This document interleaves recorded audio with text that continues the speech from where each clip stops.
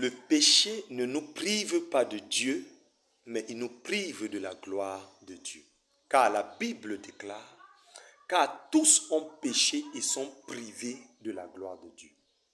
Bien-aimés, aussi longtemps que nous hébergeons, nous justifions, nous aimons notre péché, nous pouvons ressentir certaines œuvres de Dieu, nous pouvons ressentir la présence, voir la grâce de Dieu tout autour de nous, mais nous ne verrons pas la gloire de Dieu.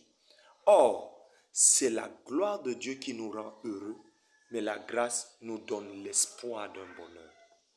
Aussi longtemps que nous demeurons à héberger le péché, nous vivons dans l'espoir. Nous serons dans le perpétuel rendez-vous avec le bonheur sans jamais y accéder. Alors je veux te dire aujourd'hui que travaille pour triompher du péché.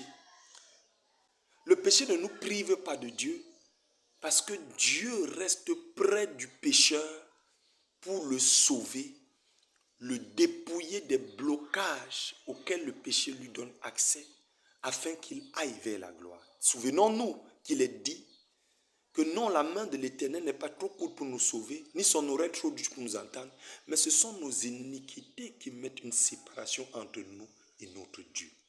Ce que Dieu veut faire dans nos vies est limité par la présence assumée du péché.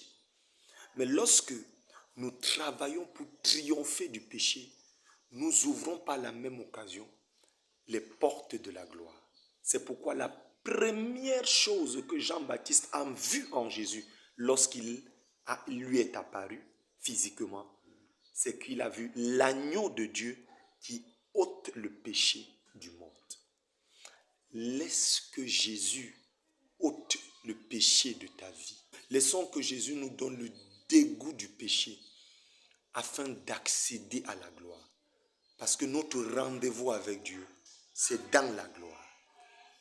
Que Dieu te bénisse.